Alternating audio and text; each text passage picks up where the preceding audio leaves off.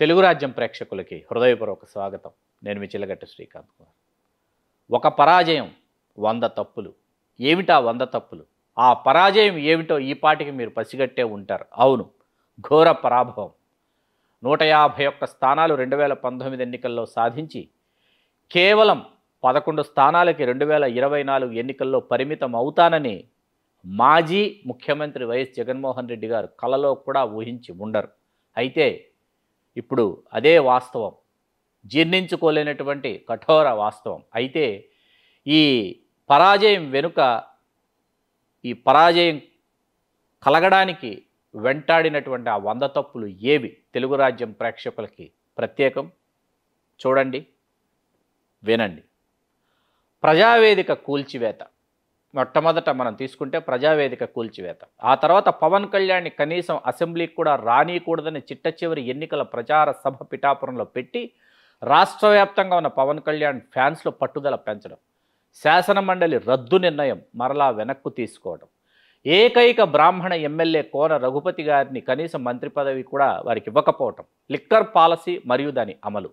ఇసుక పాలసీ మరియు దాని అమలు, విజయసాయిరెడ్డి, మిథున్ రెడ్డి మరియు రాజ్యసభ లీడర్స్గా వాళ్ళని నియమించి సామాజిక సమతుల్యతని పాటించకపోవడం, రఘురామకృష్ణరాజుని పాశవికంగా వేధించడం, కోడెల శివప్రసాదరావుని వేధించడం, కోడెల శివప్రసాదరావు ఆత్మహత్య పల్నాడులో సానుభూతిని పెంచడం, దేవినేని ఉమా మీద కొడాలి నాని దుర్భాషలు, ప్రశాంత్ కిషోర్ని అధికారం వచ్చిన మొదట 10 రోజుల్లోనే విస్మరించడం,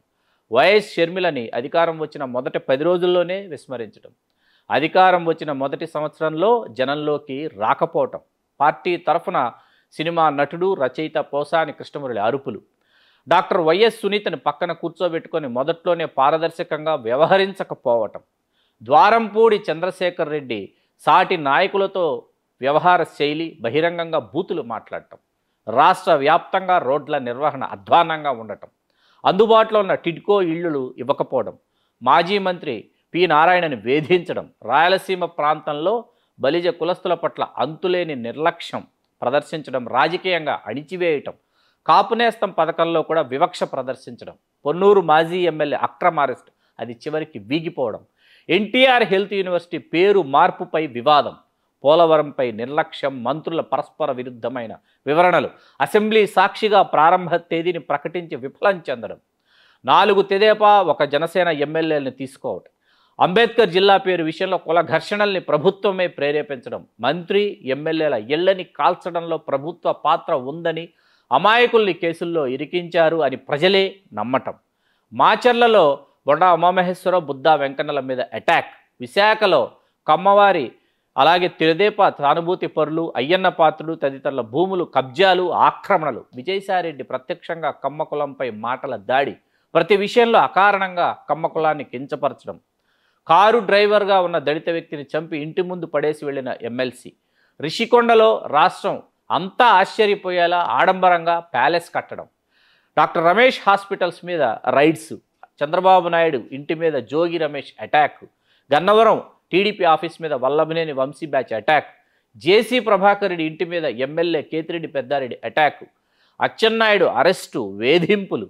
నిరంతరం పవన్ కళ్యాణ్ వివాహాల గురించి అతని మాజీ భార్యలను కించపరిచేలా ముఖ్యమంత్రి స్థాయి వ్యక్తి మాట్లాడడం, రాష్ట్రానికి పాలకుడిగా ఉండి కూడా అమరావతి ప్రజల మీద కక్ష సాధింపు, పదే పదే విశాఖ రాజధాని అనటమే కానీ అక్కడ ప్రజల మనస్సుల్లో నమ్మకం కలిగించలేకపోవటం, సినిమా టికెట్ల ధరల తగ్గింపులో రాజకీయం, సినిమా పరిశ్రమ మీడియా కక్ష సాధింపు, వకీల్ సాబ్ సినిమాకి అన్ని సినిమా హాళ్ల దగ్గర పోలీసుల్ని పెట్టి తక్కువ ధరలకు ఇవ్వాలి టికెట్లు అని అణిచివేత ధోరణి, లోకేష్ని పప్పు అని మంత్రులు అనిల్ యాదవ్ తదితరులు నిరంతరం చేసినటువంటి ఎగతాళి, ఆమంచి కృష్ణమోహన్ని ఒక అస్త్రంలా ప్రయోగించి అవసరం తీరాక రాజకీయంగా అణిచివేయటం, అవసరం లేకున్నా క్యాబినెట్ని మార్చడం, ఉప ముఖ్యమంత్రులను పెట్టడం ద్వారా సాటి మంత్రుల పట్ల చాలా తేలిక భావం, ఎలాంటి అధికారాలు ఉండవు అనే అభిప్రాయం జనంలోకి వెళ్ళటం, చిరంజీవి వినయపూర్వక అభ్యర్థనని సీఎంఓ ఆఫీస్ నుంచి వీడియో రిలీజ్ చేసి అవమానించటం, రోజా అతిశయం, రెడ్డి యువత మాల యువత అత్యుత్సాహం, సిబిఎన్ కక్ష సాధింపుతో అరెస్ట్, 60 రోజులు అక్రమంగా జైల్లో నిర్బంధించడం, ఎల్వి సుబ్రహ్మణ్యంని చీఫ్ సెక్రటరీగా అమర్యాదగా తప్పించడం, చంద్రబాబు నాయుడు స్నేహితుల్ని కూడగట్టడంలో బలపడుతుంటే జగన్మోహన్ రెడ్డి స్నేహితుల్ని కోల్పోవటం, వేమిరెడ్డి ప్రభాకర్ రెడ్డి లాంటి నాయకుల్ని పోగొట్టుకోవడం, టీటీడీ చైర్మన్ వంటి ప్రాముఖ్యత ఉన్న పదవిని రెడ్లకు మాత్రమే ఇవ్వటం, కొండపైన పులులు తిరుగుతున్నాయంటే వైఎస్ఆర్ స్టిక్కర్ ఉన్న కారాలు ఇస్తాము, అది ఆయుధం మనవడికి అని ప్రకటించడం జనం దృష్టిలో పలుచన చేసింది. అసెంబ్లీలో బియ్యపు మధుసూదన్ రెడ్డి లాంటి వాళ్ళే అతివాగుడు, హావభావాలు, బూతుల మంత్రులు అనే నానుడి జనంలోకి చొచ్చుకొని వెళ్ళటం, అవంతి శ్రీనివాస్, అంబటి రాంబాబు లాంటి మంత్రుల ఆడియోలు జనంలోకి వెళ్ళటం, అవి ఏ ఆడియోలో మీరే అర్థం చేసుకోండి. ఇవి ప్రజల్లో పలుచన చేసింది వైసీపీని. ఒక్క ఎమ్మెన్సీని కూడా ఆకర్షించలేకపోవడం, బోరగడ్డ అనిల్ లాంటి వాళ్ళని నియంత్రించకపోవటం, పార్టీకి సంబంధం లేదని ప్రకటించకపోవటం, గౌతమ్ సావాంగని డీజీపీగా చేశారు వారిని అవమానించడం, నిరంజన్ రెడ్డి, ఆర్ కృష్ణయ్య లాంటి తెలంగాణ ప్రాంతం వారికి రాజ్యసభ సభ్యులుగా వారిని నియమించి రాయలసీమ ప్రాంతం నుంచి ఏకైక బలిజ ఎమ్మెల్యే ఆర్ఎన్ శ్రీనివాసులు తప్పించి రాజ్యసభకు పంపిస్తున్నామని ప్రకటించి మరీ వారిని రాజ్యసభకి నామినేట్ చేయకపోవటం, ఒక్కటంటే ఒక్క నీటిపారుదల ప్రాజెక్టు కూడా పూర్తి చేసి పూర్తి స్థాయిలో వ్యవసాయానికి నీరు ఇవ్వలేకపోవటం, వైఎస్ వివేకానంద రెడ్డి హత్య దర్యాప్తుని తొక్కిపెట్టడం, అవినాష్ రెడ్డిని, అతని తండ్రిని, అతని స్నేహితుల్ని సిబిఐ అరెస్ట్ చేసిన అవినాష్ రెడ్డిని అరెస్ట్ చేయలేక 3 రోజులు ఎదురు చూసి వెనక్కి వెళ్ళిపోవటం, ల్యాండ్ టైటిలింగ్ యాక్ట్ మీద ఉన్న అనుమానాలు, ఓటర్ల మీడియా చూపించిన ప్రభావం, ఇది మన ప్రభుత్వం అనే భావన మధ్యతరగతి మరియు చదువుకున్న యువతలో కల్పించటం జరగలేదు, అది సాధ్యపడలేదు. ప్రభుత్వ ఉద్యోగులలో ఉన్న తీవ్రమైన అసంతృప్తి, క్షత్రియ సామాజిక వర్గాన్ని దూరం చేసుకోవడం, మంత్రివర్గంలోకి తీసుకోకపోవటం, ఇది మన ప్రభుత్వం అనే భావన బ్రాహ్మణ, వైశ్య, క్షత్రియ లాంటి అగ్రవర్ణాల్లో కలిగించలేకపోవడం, సజ్జల రామకృష్ణారెడ్డి ప్రతిరోజు ప్రెస్ మీట్స్, సకల శాఖ మంత్రిగా ప్రతిదానిలో ఆయన ప్రమేయం, ఎలక్షన్ ముందు బాలినేని శ్రీనివాసులు రెడ్డి అలకలు, సంప్రదింపులు, కన్నీళ్లు, ప్రజల దృష్టిలో ఇదేదో కుటుంబ వ్యవహారంలాగా అనిపించింది తప్ప ప్రజలకు సంబంధం లేనిదిగా పరిగణించడం, భారతీయ జనతా పార్టీతో తెలుగుదేశం పార్టీ కూటమిని నిరోధించలేకపోవటం, చంద్రబాబుని దారుణాతి దారుణంగా దుర్భాషలాడుతుంటే పార్టీ పెద్దగా జగన్ తన సహచరులని అదుపులో పెట్టకపోవటం,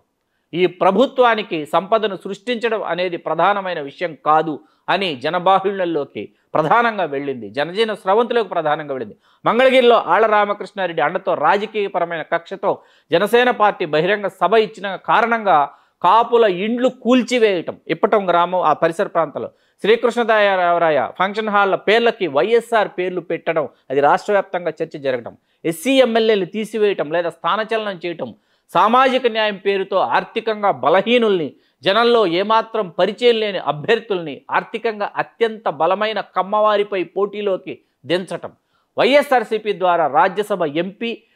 పారిశ్రామికవేత్త అదానీల సాయం తీసుకొని బీజేపీ కూటమికి సహకారం అందించకుండా చూడటంలో విఫలం,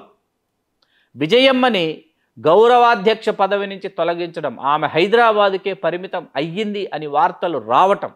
ఢిల్లీలో ల్యాబీ చేయాల్సిన విజయసాయి రెడ్డి విశాఖపట్నంలో రెడ్డి కుల సభలు, కబ్జాలతో బిజీగా గడపడం, సీఎం రమేష్ ఢిల్లీలో ల్యాబింగ్ని తక్కువ అంచనా వేయడం, పవన్ కళ్యాణ్ని విశాఖపట్నంలో హోటల్లో నిర్బంధించడం, గల్లా జయదేవ్ ఇండస్ట్రీస్ మీద దాడి చేయడం, ఆ ఇండస్ట్రీస్ పక్క రాష్ట్రాల్లోకి వెళ్ళిపోయేలా చేయటం, రాయలసీమ ప్రాంతంలో ఒక్క బలిజ కులస్తునికి కూడా ఎమ్మెల్యేగా అవకాశం ఇవ్వకపోవడం, ఆంధ్రుల సంస్కృతి, చరిత్రని, ప్రాముఖ్యతని తెలియజేసే విధంగా ఒక్క కార్యక్రమం కూడా రూపొందించకపోవటం, అన్నవరం, ద్వారకా తిరుమల, శ్రీశైలం, మంత్రాలయం లాంటి దేవాలయాల మీద ప్రత్యేక శ్రద్ధ కనపరచకపోవటం, తిరుమల ప్రత్యేక కార్యక్రమాల్లో స్వయంగా సీఎం సతీమణి హాజరు కాకపోవటం, ఆ సందర్భాల్లో వారు మతం, నమ్మకాల వంటివి ప్రధానంగా చర్చల్లోకి రావటం, వసంత కృష్ణప్రసాద్, లావు కృష్ణదేవరాయలు లాంటి జెన్యూన్ లీడర్స్ని వదులుకోవటం, ముద్రగడని దువ్వి పవన్ కళ్యాణ్ మీద ప్రయోగించి కాపులకు మరింత దూరం అవ్వటం, కళ్యాణ్ దిలీప్ సుంకర లాంటి వాళ్ళని పార్టీలోకి తెచ్చి అధికార ప్రతినిధిగా అవకాశాలు ఇచ్చి పార్టీకి నాన్ రెడ్డి ముద్రని కల్పించకపోవటం, మేనిఫెస్టోలో ఒకటి కూడా ఆకర్షించే పథకం లేకపోవటం, విశ్వరూప్ మంత్రివర్గంలో కొనసాగించి కొడాలి నాని, పేర్ని నాని, అనిల్ యాదవ్ లాంటి వాళ్ళని మంత్రివర్గం నుంచి తొలగించడం పార్టీకి తీరని నష్టం చేసింది. సింహం సింగిల్గా వస్తుంది అని ఒక రకమైన భ్రమలో సొంత పార్టీ ఎమ్మెల్యేలు, ఎంపీలతో కూడా సంవత్సరాల తరబడి కలవని అంత దూరం పెరిగిపోవటం, ఆర్థిక వ్యవస్థకి ఆయుపట్టైన రియల్ ఎస్టేట్, నిర్మాణ రంగాలకి ఊతమిచ్చే చర్యలు ప్రభుత్వం నుంచి లేకపోవటం,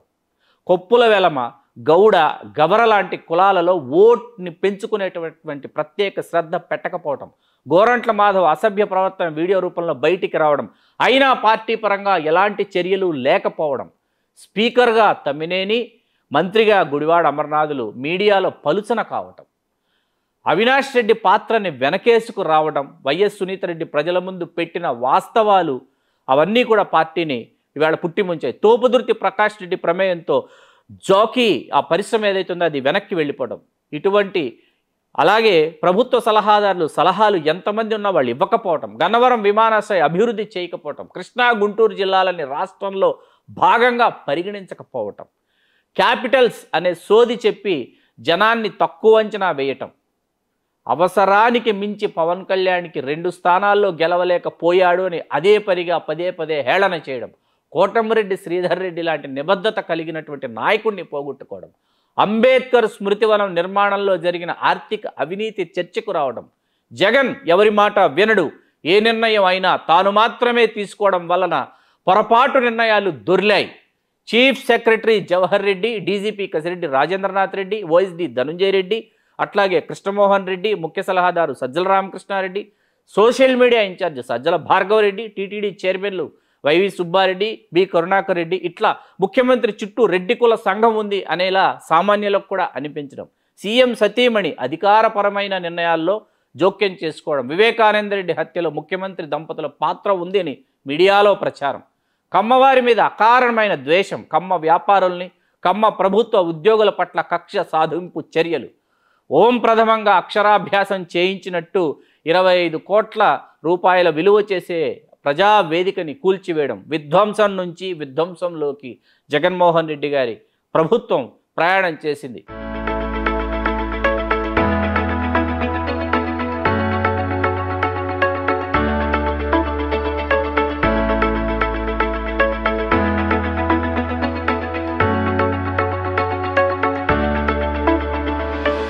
తన ప్రభుత్వాన్ని, తన పాలనని ప్రజావేదిక కూల్చివేయడంతో విధ్వంసం నుంచి జగన్మోహన్ రెడ్డి గారు ప్రారంభించి ఇవాళ వైఎస్ఆర్ కాంగ్రెస్ పార్టీ అనే పార్టీ విధ్వంసం అయిపోవడానికి పూర్తి కారకులు, ఆద్యులు, బాధ్యులు వైఎస్ జగన్మోహన్ రెడ్డి గారే. చూస్తూనే ఉండండి, ఒక పరాజయం 100 తప్పులు. చూస్తూనే ఉండండి తెలుగు రాజ్యం. మీ Chillagattu Srikanth Kumar. Please do subscribe to Telugu Rajyam channel. Please do subscribe to Telugu Rajyam channel. Please do subscribe to Telugu Rajyam channel. Hi అండి, నేను మీ ఆర్పీని, నెల్లూరు పెద్దారెడ్డి చేపల పులుసు ఓనర్ని. మీరు తెలుగు రాజ్యం అనే ఈ యూట్యూబ్ ఛానల్ సబ్స్క్రైబ్ చేసుకుని మంచి మంచి వీడియోలతో వస్తారు. Thank you so much. Hi people, I'm Sonakshi Verma and you please watch Telugu Rajyam and please subscribe to the channel.